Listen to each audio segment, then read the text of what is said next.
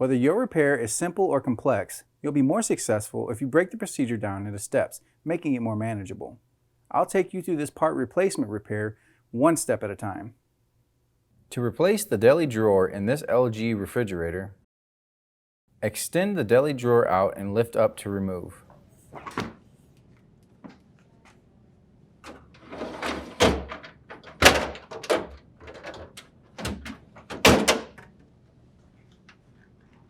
Remove the new deli drawer from the packaging.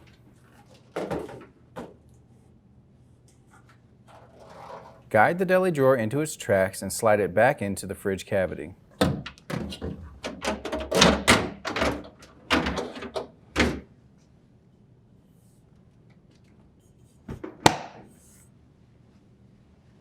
And the LG refrigerator should be ready for use.